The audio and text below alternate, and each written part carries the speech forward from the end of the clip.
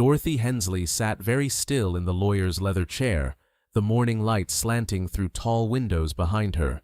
her hands folded in her lap the way her mother had taught her 70 years ago,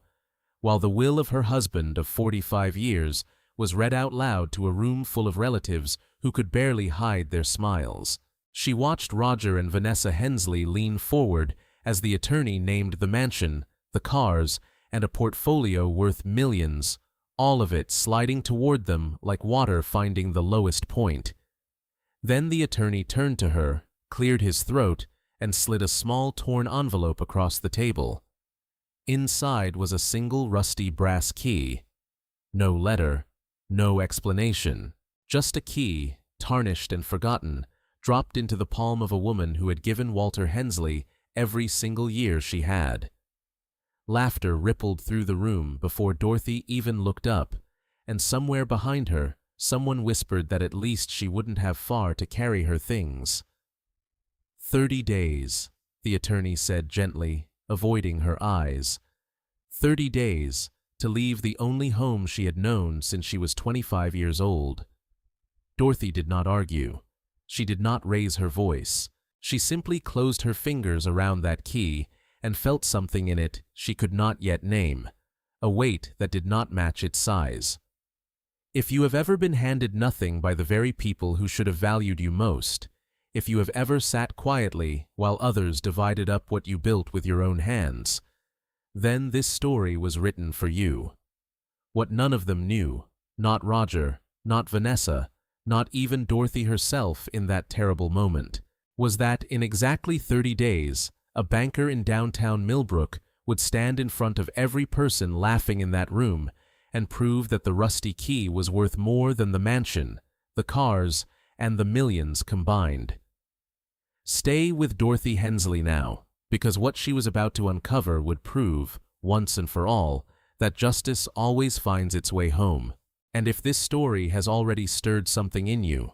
subscribe now, because the truth waiting behind that key was about to change everything.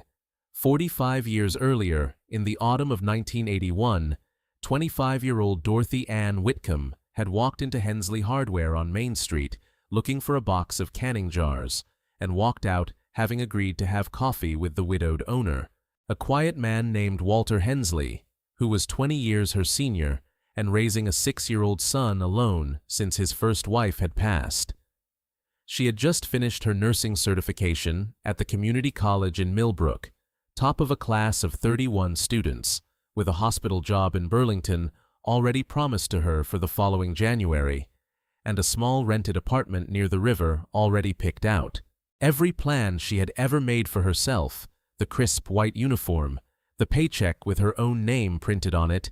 the independence she had worked 3 separate jobs through nursing school to earn, folded quietly and completely the moment Walter asked her to marry him the following spring beneath the same oak tree where his own parents had married decades before,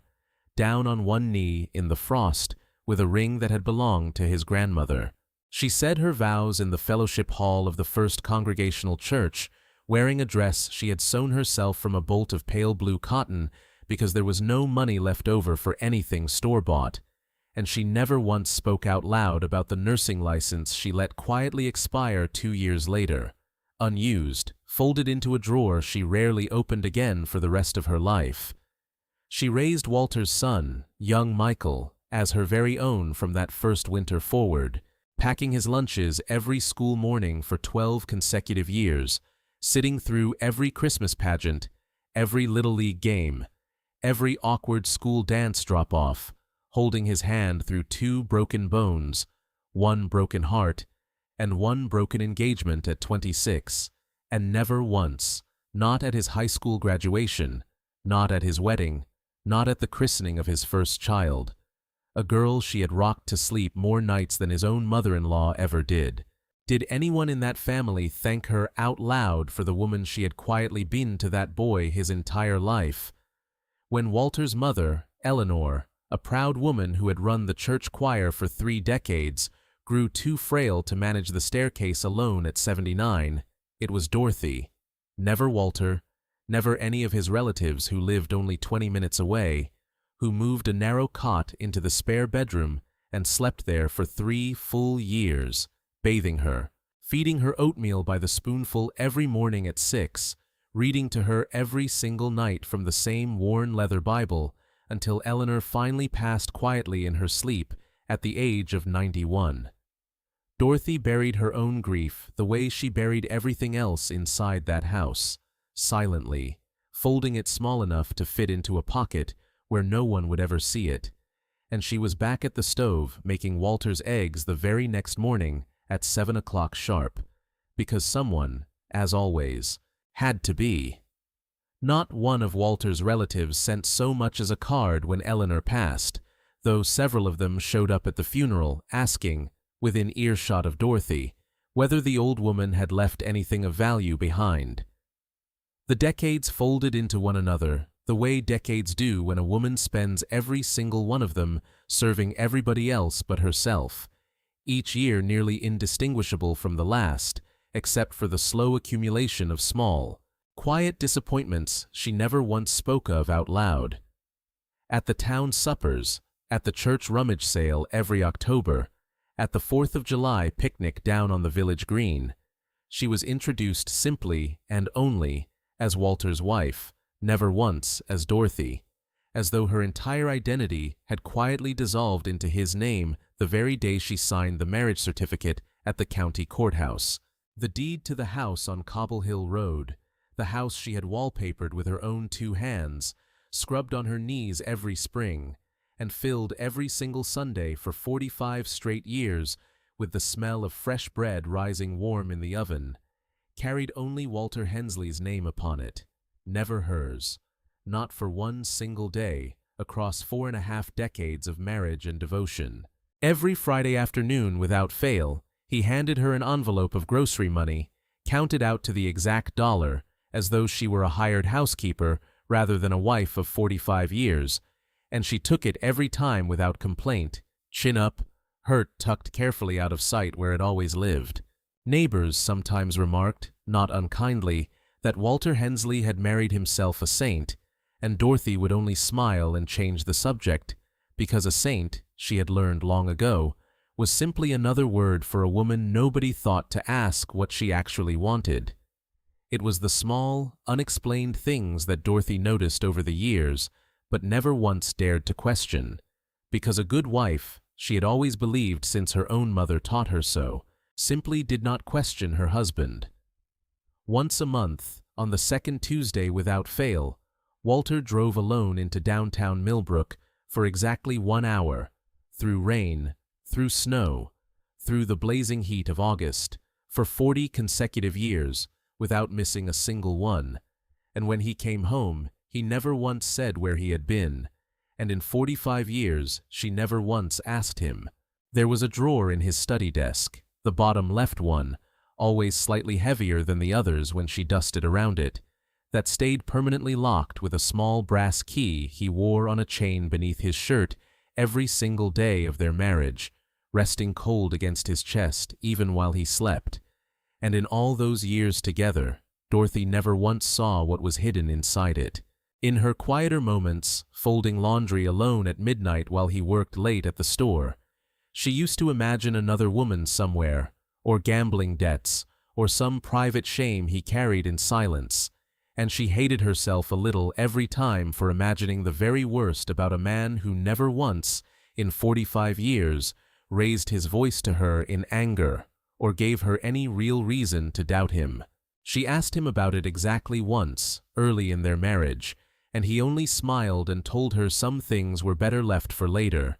an answer that satisfied her at the time and haunted her only many years afterward. Every single Sunday night, without exception, rain or holiday or illness, Walter closed himself into that same study with a stack of leather ledgers only he was ever permitted to touch, and Dorothy learned, over the long decades, never to knock on that door, never to ask what column of numbers required such devoted, weekly attention from a man who owned, as far as she or anyone else in Millbrook knew, nothing more than one modest hardware store on Main Street, a store that, by all outward appearances, never once seemed to be doing well enough to explain the quiet comfort of their otherwise ordinary lives. She told herself for years it was simply his private way of unwinding, the way other men fish the Connecticut River or watch Sunday baseball on the television, and she filled those quiet evenings instead with her own small comforts, a cup of chamomile tea gone cold by the fireplace, a half-finished quilt in her lap, the low hum of the kitchen radio, never once suspecting that the numbers behind that closed study door were multiplying, year after silent year, into something far larger than any hardware store could ever hope to explain. Some nights she pressed her ear near the doorframe without meaning to, only to hear the soft scratch of his pen and nothing more, and she would shake her head at her own foolishness and go back to her tea, telling herself a woman who trusted her husband had no business standing in hallways listening for secrets. In the last week of his life, when the cancer had already taken nearly everything else from him, Walter reached weakly for Dorothy's hand in the hospital bed at Millbrook General and told her, in a voice barely above a whisper, that she would understand everything soon enough, that she had always been the only one who truly mattered to him in this entire world, and that whatever happened after he was gone, whatever anyone ever told her, whatever anyone tried to take from her, she must never, under any circumstance, lose the key he was having specially cut for her that very week at a locksmith across the county line. Dorothy, lost entirely in her grief and exhausted from weeks at his bedside, assumed he simply meant the ordinary key to the ordinary front door of the ordinary life they had spent 45 years quietly building together, and she promised him through tears that she would keep it close forever, never once imagining, not even for a moment, what those 40 years of Second Tuesdays had truly, secretly been building toward all along. He died 3 days later, just after dawn, with her hand still in his, and it would be weeks before that same small brass key found its way back into her palm, this time from a lawyer instead of a dying man, wrapped in nothing but a torn envelope and a room full of laughter. The funeral came on a gray Tuesday in April, the whole town seemingly turning out despite the weather, cold rain tapping steadily against the stained glass windows of First Congregational, and Dorothy stood at the front pew in the same black dress she had worn to Eleanor's service 11 years earlier, listening to Roger deliver a eulogy so rehearsed it might as well have been printed on an index card and memorized in the car on the drive over. He never once wiped his eyes, though he lifted a folded handkerchief to his face twice, for effect, glancing sideways to see who was watching him do it. Dorothy, seated 3 feet away, watched Vanessa check her phone not once, but twice during the closing hymn, her thumb scrolling beneath the hem of the funeral program while the organ played on without her. Behind her, 2 of Walter's cousins whispered just loud enough to carry across the aisle, wondering aloud whether Dorothy would even get to keep the good china this time, and Dorothy kept her spine straight and her eyes forward, the way she had for 45 years, and said absolutely nothing at all in reply. Worse than the whispering was the single word Roger chose in front of 200 mourners, calling Dorothy a longtime family friend rather than his own father's wife of 4.5 decades, a phrase that landed on her like a slap she had to absorb, standing perfectly still in front of the whole congregation. Not one relative in that packed church rose to correct him. Not one voice offered her the truer word she had earned with 3 years at Eleanor's bedside and 12 years raising Michael as her very own son. She sat with her hands folded in her lap and her humiliation folded just as tightly beside them, telling herself, the way she always had, that a funeral was no place to demand what she was owed, even as something inside her quietly began keeping score for the first time in her life. 9 days later, after the flowers on Walter's grave had barely begun to wilt, the same relatives gathered again, this time in the paneled second-floor office of Walter's attorney on Elm Street, folding chairs arranged in a loose half-circle facing a mahogany desk stacked high with manila folders.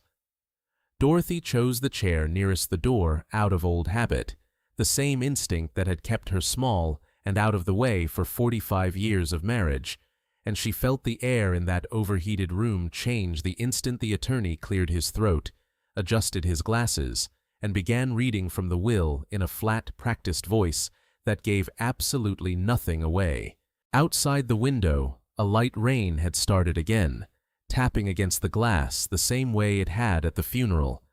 and Dorothy found herself thinking, absurdly, that even the weather seemed to know exactly what was coming for her that morning.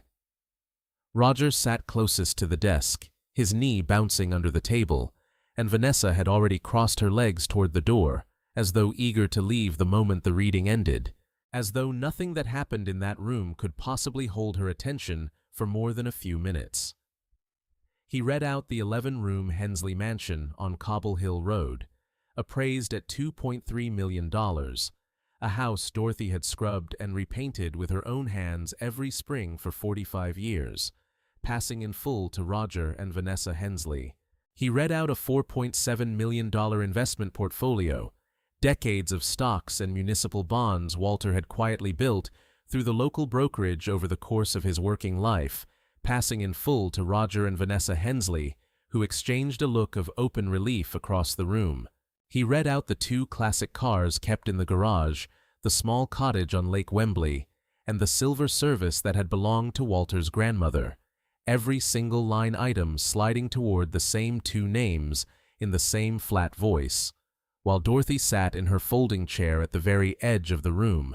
a widow of 45 years listening to her entire life get divided among 2 people who had never once, in all those years, thanked her for any single part of it, not the meals, not the nursing, not the decades. She counted the numbers in her head without meaning to, $7 million in total, sliding across the desk toward 2 people who had never spent a single night at Eleanor's bedside, never packed a single school lunch, never once folded laundry at midnight, wondering where their own place in this family truly stood. The room went quiet for a moment, the kind of quiet that follows an ending, before the attorney reached for one last folder at the bottom of the stack. Then he turned toward her, cleared his throat a second time, and slid a small torn envelope across the polished desk toward her folded hands. Inside, when she opened it with trembling fingers, was one rusty brass key, tarnished nearly black along its worn teeth. No letter accompanied it. No explanation followed it. Nothing else waited in that envelope at all, just a worthless-looking piece of old metal handed to the woman who had given this family every single year she had left to give, while the rest of the room sat watching to see how she would react, several of them already leaning forward in their chairs, hungry for whatever expression might cross her face next, as though her pain itself were the last item left to be divided. Vanessa laughed first, before anyone else in that room had even fully processed what they were looking at, a short, sharp bark of a sound that cut straight through the stunned quiet of the room,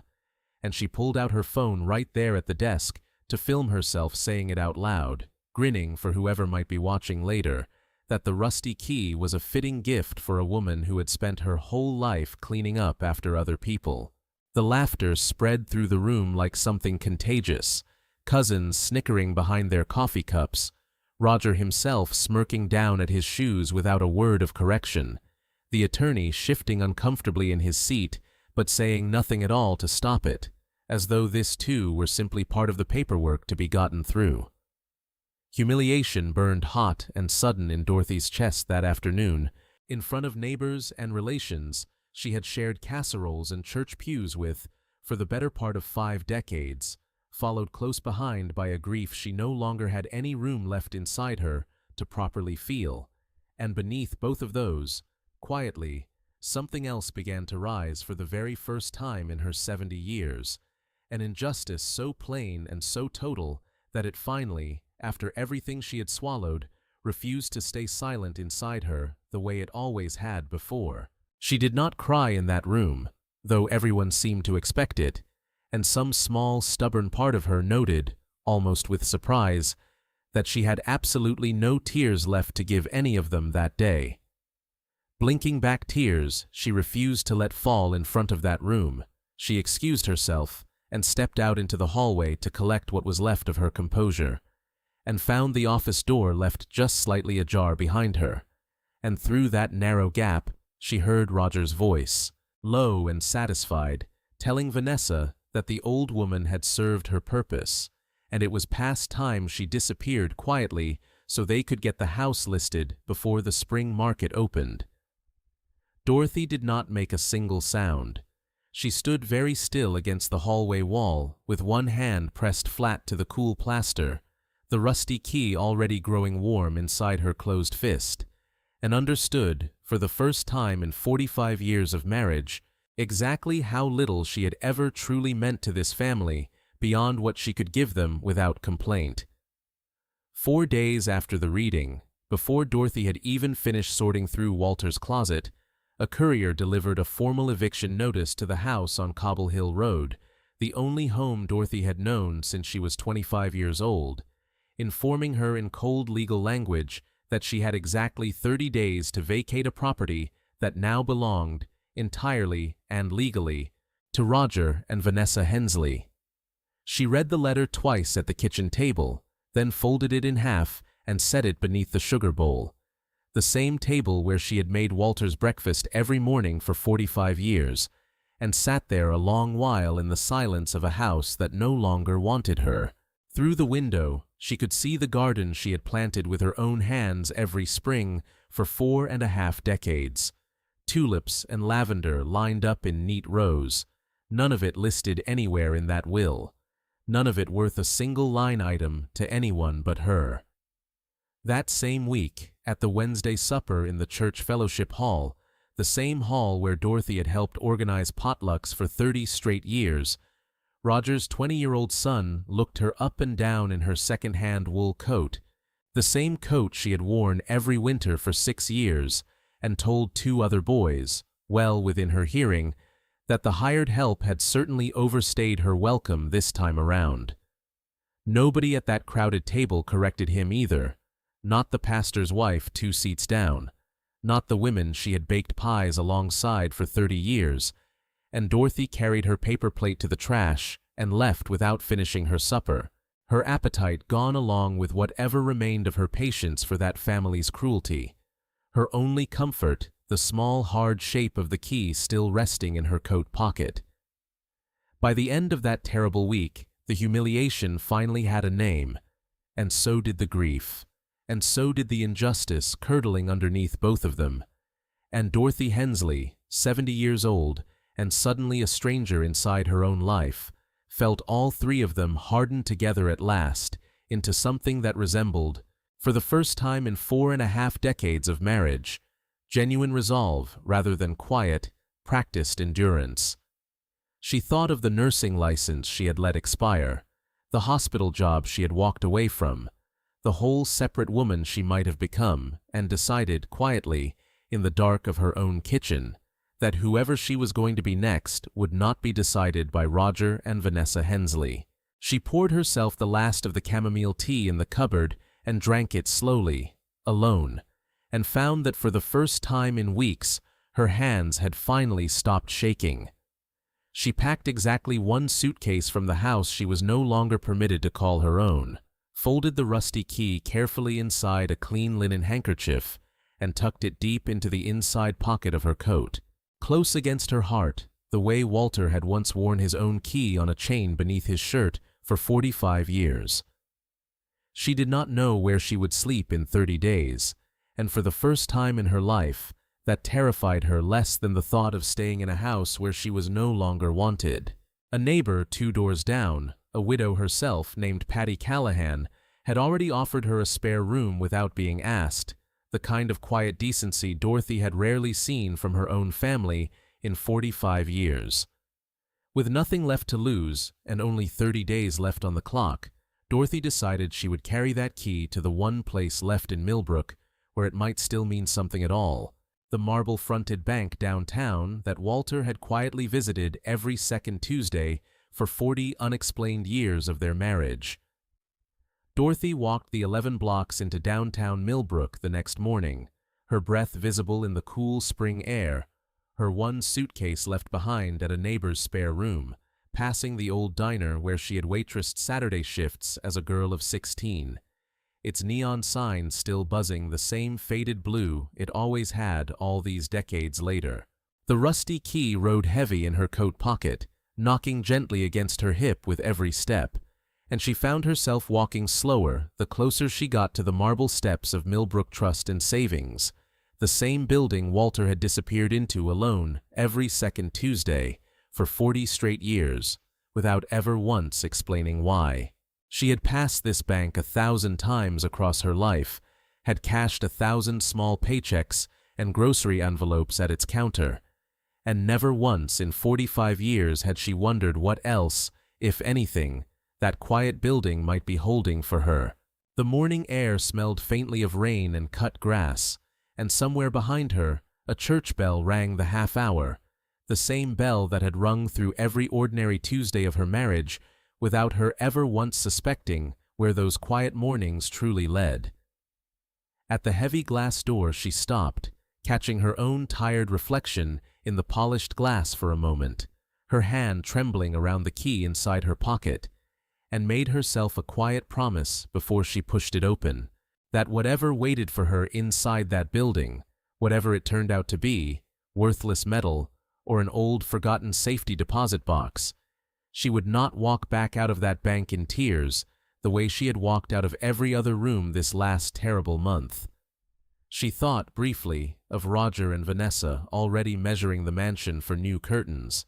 and let that thought harden into something steadier than grief. She straightened her second-hand coat, lifted her chin the way her mother had taught her 70 years before in a kitchen that no longer existed, and stepped inside, the small brass bell above the door announcing her arrival to a lobby that had absolutely no idea what had just walked through it, or what that quiet arrival was about to mean for everyone in Millbrook who had ever underestimated her. She was not greeted by a teller. Before she had even reached the counter, a silver-haired man in a gray suit rose from behind his desk near the back of the lobby, his eyes fixed on the small bulge of the key still in her coat pocket, a key he could not possibly have seen, and said her name aloud before she had said a single word to him. He introduced himself as Charles Whitaker, president of the bank, and told her, gently, that he had been expecting her for quite some time now, though he did not say how long, only that Walter had spoken of this day more than once over their 50 years of friendship, dating back to when the two of them were young men, just starting out in this same small town. Something in his calm, familiar tone unsettled Dorothy, even as it strangely comforted her at the very same moment, the way a stranger's kindness sometimes does when you least expect it, and when least deserve it, after a month like the one she had just survived. Whitaker led her past the public counters and the waiting customers, down a narrow hallway lined with old sepia photographs of Millbrook's founding families, toward a heavy steel door marked Private Vault Access in small brass letters. He paused there with his hand resting on the release, turned to her with an expression she could not quite read, somewhere between sorrow and relief, and told her that Walter had asked him, decades ago, to wait for exactly this moment, and no other. Then he pulled the release, and the old iron hinges groaned long and low as the vault door began, slowly, to swing open in front of her, the sound echoing down the narrow hallway like something enormous waking after a very long, patient sleep, and Dorothy realized she was holding her breath without meaning to. The rusty key still clenched tight inside her fist as though it might vanish if she loosened her grip even slightly. The stairwell down to the vault level was narrower than Dorothy expected, the temperature dropping noticeably with every step, and she found herself gripping the handrail tightly, despite Whitaker's steady presence beside her. Whitaker did not lead her straight into the vault. He sat her down first in a small private room just outside it, wood-paneled and quiet, poured her a glass of water she did not touch, and told her that Walter had come to him in the spring of 1985, 40 years earlier, asking for a private box under conditions that no other officer at this bank, not one, was ever told about across 4 decades. Whitaker had been a young loan officer then, barely 30 years old himself, freshly married and eager to prove himself, and Walter had sworn him to a silence he had kept faithfully ever since. Through 2 bank mergers, 3 changes of ownership, and the death of every other person who had ever worked in that building alongside him, because a promise made to a friend, Whitaker said quietly, looking her in the eye, was not the kind of thing a man like him was ever willing to break, not even once, not even for family, not even when it would have been easier over the years to simply let it go. He told her Walter had chosen him specifically because he had no ambitions beyond this small town, no reason to ever sell that secret to anyone. And that trust, Whitaker said, was the only collateral Walter had ever really needed from him. He added, quietly, that in 50 years of friendship, Walter had never once asked him for anything else. Not a loan, not a favor, only this one silence, kept faithfully until the day a woman arrived carrying a rusty key. He slid a leather ledger across the small table between them, its cover worn soft and dark at the corners from decades of careful, quiet handling, and opened it to the very first page, dated the 2nd Tuesday of April, 1985, in Walter's own careful handwriting. 40 years of monthly entries followed after that first page, each one modest on its own. $50 here, $200 there, sometimes less, never enough on any single visit to draw the attention of a teller or an auditor, but compounding quietly and patiently, month after unbroken month, year after silent year, into a column of numbers that made Dorothy's breath catch somewhere deep in her throat long before she had even reached the final page of that ledger. She recognized the dates without needing to check them against anything. Every single second Tuesday of her own married life laid out in front of her in black ink. 40 years of afternoons she had spent at home wondering, and never once asking, where exactly her husband had gone. Besides several entries, in smaller handwriting, Walter had noted the price of gold that particular week, a habit she now realized had nothing to do with a hardware store at all. Only then did Whitaker walk her the rest of the way into the vault itself, the air growing noticeably cooler with every step down the narrow hallway, past long rows of ordinary safety deposit boxes belonging to ordinary families with ordinary secrets, to a separate steel door set into the back wall, larger than all the others, fitted with a second, older lock beneath the bank's own modern combination mechanism. He stepped aside without a word and gestured for her to try the rusty key herself, and Dorothy's hands shook so badly that it took her 3 full attempts before the old brass teeth finally caught and turned, the heavy mechanism giving way at last, with a final, decisive click that seemed to echo through her entire body and settle somewhere in her chest. For one long moment, neither of them moved, and the only sound in that stone room was Dorothy's own breathing, ragged and uneven, as though her body already understood what her mind had not yet caught up to. Inside sat a steel box the size of a small trunk, dulled with age but clearly untouched by rust, kept safe inside the dry stone chamber for 40 patient years, its surface cool beneath her fingertips when she finally reached out to touch it, almost disbelieving that it was real. Resting on top of it was a sealed envelope in Walter's unmistakable handwriting, her own name written across the front in the same careful looping script he had used on their wedding invitations 45 years earlier,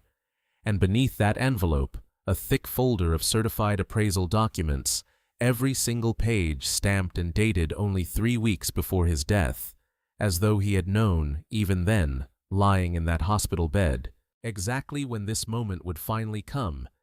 and exactly who would be standing here to see it. Whitaker asked gently, giving her every chance to change her mind, whether she wanted to read the letter alone, in privacy, and Dorothy,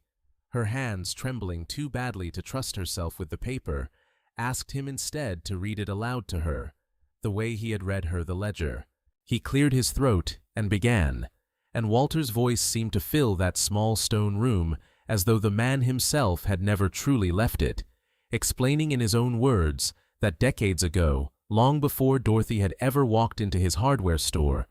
he had watched his first wife's family strip his own mother's estate bare within months of her death, circling her belongings like vultures before the funeral flowers had even fully wilted on her grave, dividing up furniture and jewelry while his mother's body was still barely cold in the ground, and he had sworn to himself that very week, quietly, standing alone in an empty house, that it would never happen again to anyone he loved for the rest of his life. Whitaker read on, his voice steady but low, pausing occasionally to let her catch her breath, and Dorothy found herself gripping the edge of the small table just to stay upright as the letter continued. Walter had written that everything he built after that terrible week, every second Tuesday for 40 years, every dollar folded patiently into that growing account, was never meant for a mansion or a stock portfolio, or anything a greedy relative could smell from across a courtroom, the way wolves smell blood on the wind. It was meant for Dorothy alone, hidden precisely because he had learned, the hard way, watching his own mother's legacy vanish within a season, that the moment anyone else learned of a fortune, it would stop belonging fully to the person he most wanted to protect, the way nearly everything else in her life had slowly, quietly, stopped belonging to her over 4.5 decades. Whitaker paused for a moment, watching her carefully, giving her one last chance to steady herself before continuing. Then, he lifted the heavy lid of the steel box itself,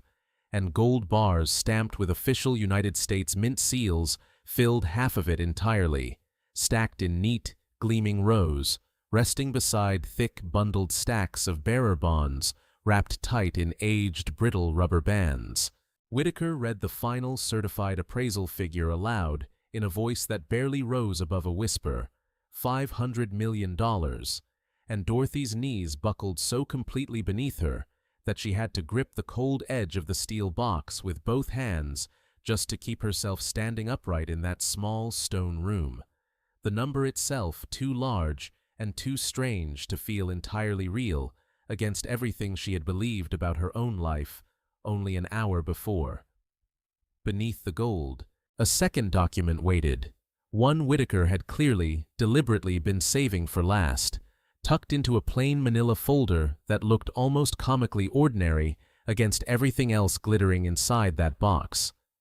It revealed that Walter had quietly restructured the deed to the Cobble Hill Road mansion and the entire $4.7 million investment portfolio through a private trust, drafted a full decade earlier by a discreet lawyer, even the estate attorney handling the will had never once heard of, naming Dorothy Hensley the sole contingent beneficiary of both, effective the exact instant she claimed this very vault with this very key, a provision so carefully worded that no court in the state would have any grounds to question it. Whitaker set the document down and folded his hands, giving her a moment before he continued, and explained what all of it meant in plain, careful terms, watching her face closely as he spoke, the way a doctor watches a patient absorb difficult news. Roger and Vanessa's inheritance, the mansion, the portfolio, every line item read aloud so triumphantly at that, will reading 9 days after the funeral, had never actually been settled the way the room full of laughing relatives so confidently believed. The moment Dorothy turned that rusty key inside this vault, an automatic legal reversal built quietly into Walter's private trust had already begun working its way through the county courthouse, undoing in complete silence what they thought, only hours ago, they had already won for good. A courier, Whitaker told her gently, a young man named Danny, who had worked at the bank barely a year and had no idea what he was carrying, had already been dispatched that very morning to formally notify the estate attorney of the trust's activation, exactly as Walter had instructed him decades before in a private letter Whitaker had kept locked inside his own desk drawer ever since that day, waiting for a phone call he had hoped, in some small way, would never actually come. There was nothing left for Roger or Vanessa to contest now, he said, because Walter had built this trapdoor so carefully, so many patient years in advance, that their own greed at the will reading had simply walked them straight into the center of it without ever once suspecting what waited beneath their feet. Whitaker gently reminded her that nothing needed to be decided that afternoon, that the money and the paperwork would keep, but Dorothy barely heard him, still staring at the letter in her hands as though it might vanish if she looked away. Dorothy sat down hard on a small wooden stool beside the open vault, staring at gold bars worth more money than she had ever once imagined existing in a single room, and felt something break open quietly inside her chest that was not quite grief and not quite joy, but some third, unnamed thing that seemed to hold both of them at once, along with 45 years of everything in between. 45 years of being handed grocery envelopes counted to the dollar. 45 years of being introduced simply as Walter's wife instead of her own name.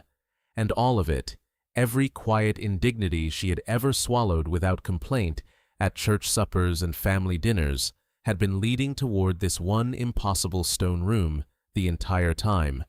a debt finally being paid in full after 4.5 decades of patient, invisible waiting.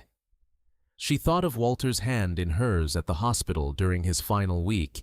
his whispered promise that she would understand everything soon enough, and understood now, fully and completely for the first time in her life, that he had never once stopped protecting her, not for a single second Tuesday, across 4 full decades of marriage, even in the moments she had doubted him quietly in the dark of her own kitchen while folding laundry alone, even when the silence between them had felt, at times, like something dangerously close to betrayal, instead of the quiet devotion it had truly been all along. She wished, fiercely, that she could tell him she finally understood, that she was sorry for ever doubting a single second Tuesday of it. Whitaker's phone buzzed once against the small table beside them, and he glanced at it with a careful, measured frown, before setting it face down without comment, as though he already knew exactly what the message would say before reading a single word of it. "A teller downstairs," he told her quietly a moment later, her own hand still trembling slightly as she listened, had just called up to report that Roger and Vanessa Hensley had arrived unannounced at the front counter, visibly agitated, demanding loudly to know why their attorney had received a call that very morning about some trust document they had never signed and claimed they did not understand at all. Whitaker folded his hands calmly on the table and asked Dorothy, without a trace of urgency in his voice, whether she felt ready to go upstairs and face them herself. Dorothy closed her hand tightly around the rusty key one final time, feeling its weight settle differently in her palm now than it had for that one terrible moment in the lawyer's office weeks earlier, and rose slowly from the wooden stool to meet whatever was coming next. $500 million in gold and bonds stood quietly at her back, 45 years of patient devotion finally made visible in cold, hard metal, and the whole of her old life waited, unaware and completely unprepared for what was about to happen to it, in the ordinary lobby just above her head. She smoothed her second-hand coat one last time and nodded to Whitaker, and together they walked back toward the stairs. Roger and Vanessa Hensley stormed into the marble lobby of Millbrook Trust and Savings just past noon, their car still parked crookedly across 2 spaces outside, voices raised, demanding to know why their attorney had received a call that very morning about a trust document neither of them had ever signed or even heard mentioned before in their entire lives. Heads turned at every counter. A teller froze mid-transaction, coins spilling forgotten across the counter. Whitaker walked toward them without hurry, calm as still water on a windless day, and Dorothy stepped out beside him from the hallway behind the vault, the rusty key now hanging openly on a chain around her neck for the first time. And Roger's mouth actually fell open at the sight of her standing there, dressed in the same second-hand coat, looking somehow entirely different than the woman he remembered. Whitaker spoke first, stepping slightly in front of Dorothy without making it look deliberate, his voice even and unhurried, the voice of a man who had waited 50 patient years for this exact conversation to finally happen. He informed them, plainly and without a trace of triumph in his tone, that the deed to the Cobble Hill Road mansion had reverted that very morning to a private trust Walter Hensley had created a full decade earlier, naming Dorothy Hensley the sole beneficiary of both the mansion and the investment portfolio, effective the precise instant she claimed the vault attached to this rusty key.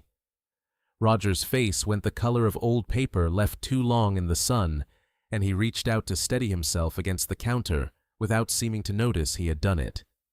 Vanessa's composure cracked first, faster than Roger's. She remembered, suddenly and with visible horror, the video she had recorded of herself laughing at the will reading, phone held high, mocking a widow of 45 years to an empty room, posted afterward to a private group chat where 3 cousins had commented with laughing emojis of their own,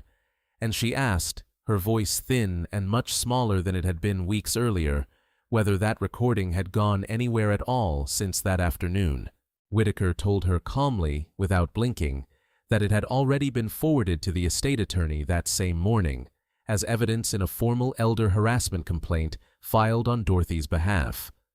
Roger demanded proof, his voice cracking hard on the word proof itself, and Whitaker slid the certified appraisal document across the cold marble counter without a single word of explanation needed. Roger read the number once, then read it again more slowly, his hands visibly shaking now. $500 million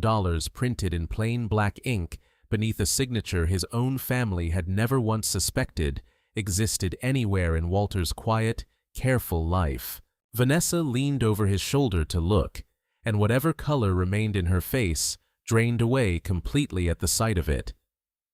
Dorothy spoke then, for the first time since the will reading 9 days after the funeral, her voice steady in a way it had genuinely never been in this family's presence before, not once in 45 years of marriage. She told Roger, simply, that she had kept every unkind word he had ever said to her, filed away quietly somewhere she never showed anyone, the very same way Walter had kept every single dollar he ever saved for her across 4 silent decades. She reminded him, gently but without flinching, of the word he had chosen at the funeral, family friend, and told him she hoped it had been worth what it cost him. Roger had absolutely nothing to say back to that, and for the first time in his life, he looked away from her first. A sheriff's deputy, a heavy-set man named Frank, who had known Walter Hensley since grade school, arrived within the hour to formally serve Roger and Vanessa, with notice that the mansion on Cobble Hill Road must be vacated within 30 days, the exact same 30 days they had once so casually given Dorothy without a second thought or a shred of hesitation. Vanessa's hands trembled visibly as she signed for the paperwork at the very same counter where she had laughed into her phone only weeks before, the irony apparently lost on no one standing near enough to watch it unfold in real time. Word had already spread through Millbrook by then, the way word always spreads through a small town faster than any newspaper could print it, and neighbors began gathering just outside the tall glass doors, drawn by whispers of exactly what was unfolding inside the bank that afternoon. The attorney who had once represented Vanessa arrived within minutes and read her own recorded words back to her aloud, flat and unsentimental, in front of the small crowd now watching silently through the windows, several of them recognizing her voice from a video already circulating around town. Roger tried once more to argue, his voice rising, insisting there had to be some mistake, some technicality his own lawyer could surely exploit given enough time and money. Whitaker only shook his head slowly and told him, with the calm patience of a man who had rehearsed this moment for decades, that the trust had been drafted a full 10 years before Walter's death by an attorney no one in that family had ever once known existed, airtight, unbreakable, and utterly beyond appeal in any courtroom in the state of Vermont. Roger opened his mouth once more, then closed it again, finding nothing left to say. Security walked Roger and Vanessa out through the very same glass doors they had stormed through less than an hour earlier, empty-handed, past the small gathered crowd that had once laughed along with Vanessa's cruel joke at the will reading, and now only watched in complete silence as the two of them climbed into their car without a single word and drove away for good, taking nothing with them but their own humiliation and 30 days to find somewhere else to live. A young teller quietly brought her a cup of coffee she had not asked for, setting it down with a small, respectful nod that said more than any words could have. Dorothy remained inside with Whitaker long after the lobby had gone quiet again, the weight of everything that had just happened settling slowly over her like the first snow of winter, triumph and grief tangled together in her chest in a way she had no easy name for. And somewhere beneath all that relief, an old familiar ache still lingered for the 45 years, and the man she could not share a single moment of this with now, wherever he was, and whatever came next for the woman she had just become. 1 year passed, marked quietly by the changing of 4 seasons over Millbrook. Dorothy Hensley now lived in a modest, sunlit cottage on the quiet edge of town,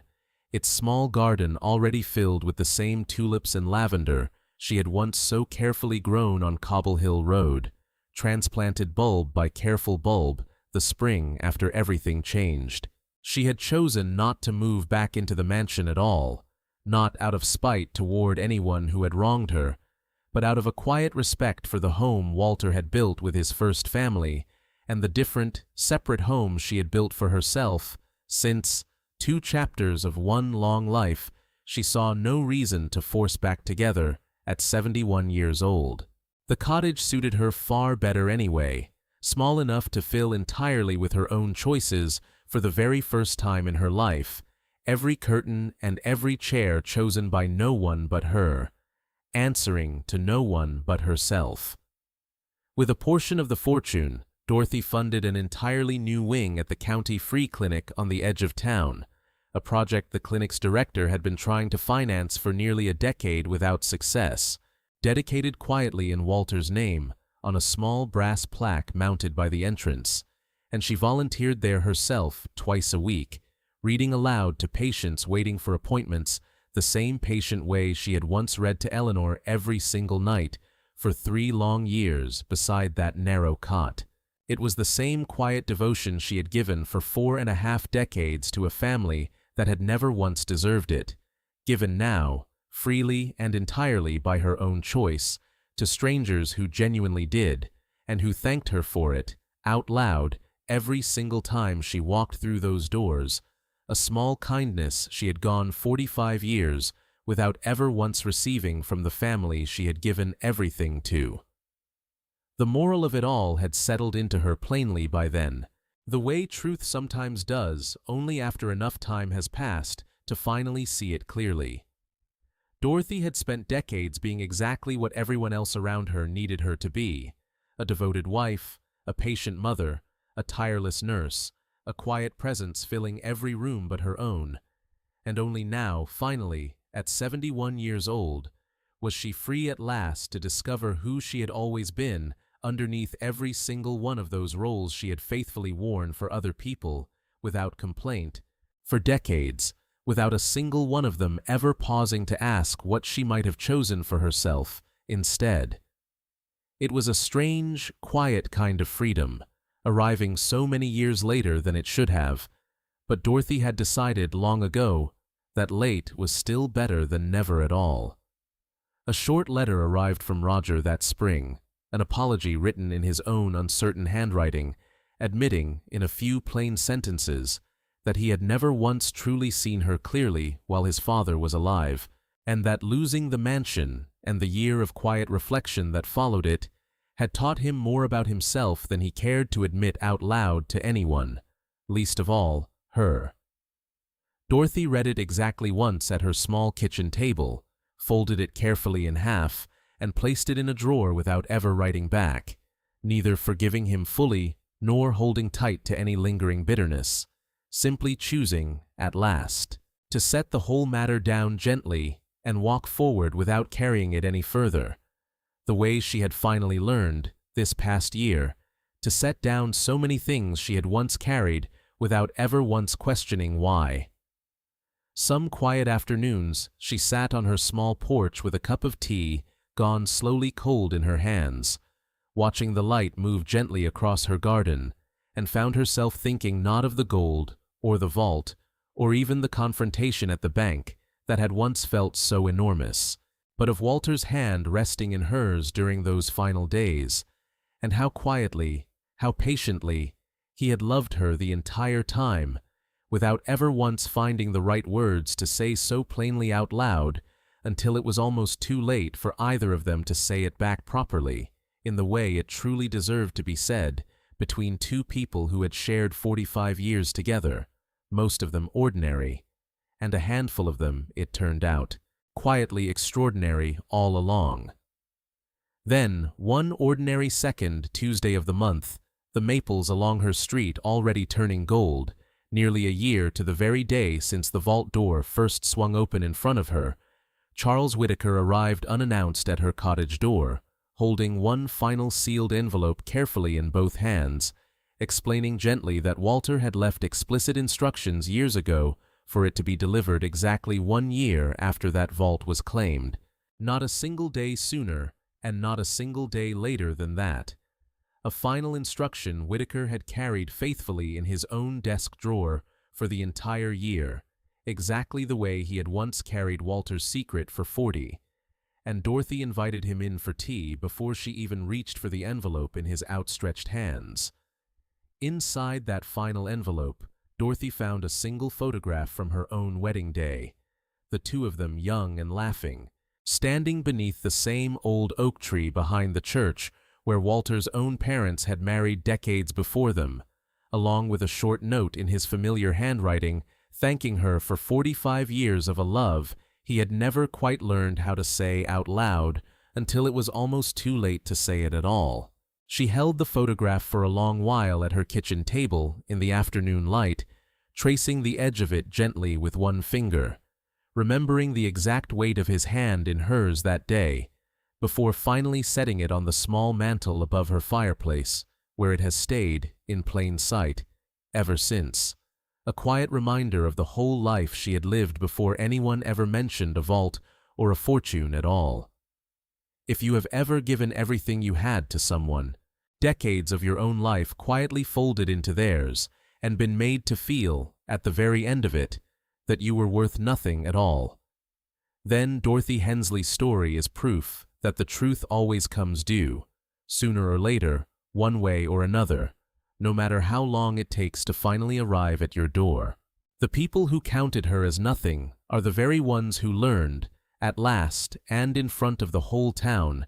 exactly how much she had always been worth, and the world has a strange, quiet way of settling those old accounts even long after we have stopped expecting it to, sometimes with a mansion, sometimes with a portfolio, and sometimes, as Dorothy learned, with a single rusty key. Some inheritances, as Dorothy would tell you herself, if you sat with her long enough over a cup of tea, are not written on paper at all. They are written instead in the years you gave with a faithful heart, in the quiet devotion nobody around you ever thought to thank you for, in the decades of simply showing up when it would have been so very much easier to walk away and stop trying altogether. That, in the end, was the true inheritance that mattered most in this whole story, long before anyone in Millbrook ever mentioned a single ounce of gold, and it is the one true inheritance that no rusty key, no vault, and no greedy relative could ever take from her again, not now, not ever, for as long as she lives. If this story moved you even a little, tell us in the comments, in just one word, what part of Dorothy's journey stayed with you longest? The rusty key, the vault, or the moment she finally spoke her mind to Roger without flinching? And if you know someone in your own life who has ever felt overlooked, underestimated, or dismissed by the very people who should have valued them most, share this story with them today, because they may need to hear it exactly as much as you did on the day you first found it, and because you truly never know who around you, right now, is quietly waiting for their own second Tuesday to finally arrive after a lifetime of being overlooked. Thank you, from all of us, for staying with Dorothy Hensley all the way to the very end of her story. And thank you, truly and sincerely, for walking this whole long journey alongside her, from that torn envelope in the lawyer's office to the quiet cottage garden she tends so carefully today. Until next time, remember that justice always finds its way home, and so, in the end, does every faithful heart that was ever patient enough to wait for it, no matter how many years or how many rusty keys it takes to finally get there.